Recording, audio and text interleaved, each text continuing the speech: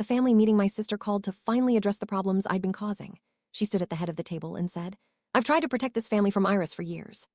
But it's time everyone admitted it. She's been manipulating all of us, turning us against each other." 12 relatives nodded because they'd been told this for years. And I stood up and said, "You're right that someone in this room has controlled this family for years, through secrets and fear. Let's talk about the recordings." My sister's calm, sorrowful face went very still. Let me back up.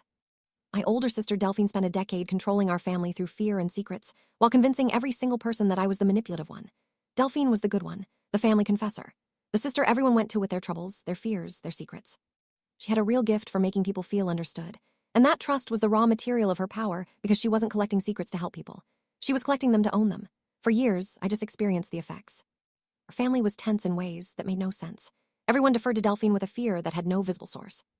And I was slowly, thoroughly cast as the family problem, difficult, manipulative, turns people against each other, a story attached to nothing I'd actually done, that just existed and grew. I spent years thinking I was losing my mind. I went to therapy. I apologized for things I couldn't identify. The truth was Delphine. She used the secrets two ways, to control anyone who crossed her, and to isolate me, the one person she couldn't hold, because I'd never given her anything. So she made me radioactive, whispering to each relative privately that I was the dangerous one. And her power depended on one thing, each victim believing they were the only one, so none of them ever compared notes. Then a frightened cousin named Tio came to me, the family villain, and asked, "Has Delphine ever made you feel she could ruin you?"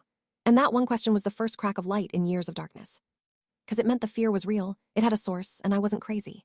Tio and I started carefully talking to the others, and what we found, how Delphine had really been doing it for a decade, was worse than I imagined. Backend index pointing right, full story on the channel, link below. How my sister actually held the whole family hostage, and what happened when a dozen victims finally compared notes in one room, you have to see.